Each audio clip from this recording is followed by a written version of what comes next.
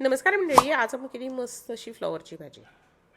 बघा कशी मस्त आली. अगदी रोजची भाजी सोप्या रीतीने करूया.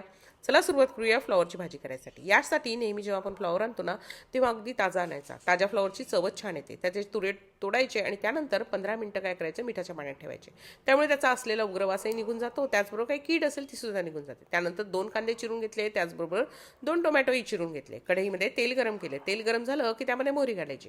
मोहरी तडतडली की अगदी थोडंसं जिरं घालायचं, हिंग घालायचं आहे. त्यानंतर आपले चिरलेले कांदे घालायचे. कांदा नरम होईपर्यंत आपल्याला परतून घ्यायचा आहे. कांदा नरम झाला की त्यामध्ये 7-8 लसूण पाकळ्या, आल्याचा एक छोटासा तुकडा, जिरं आणि 2 हिरवी मिरची ठेचून घातली आहे. आता हे छानपैकी परतून घ्यायचं आहे जोपर्यंत कांद्याचा रंग हलका गुलाबी येत नाही. तो आला की त्यामध्ये घालायची हळद आणि त्याचबरोबर घालायचं आहे आपल्याला लाल तिखट. आपण यामध्ये पावभाजी मसाला घालणार आहे, पण तो नंतर घालूया.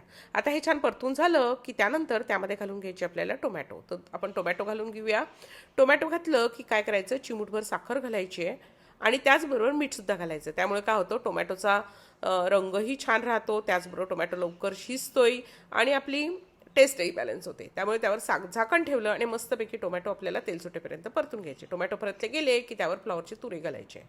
आणि आता काय करायचं, जर तुम्हाला भाजी अगदी सुक्की डब्यासाठी हवी असेल तर तुम्ही यामध्ये पाणी घालू नका.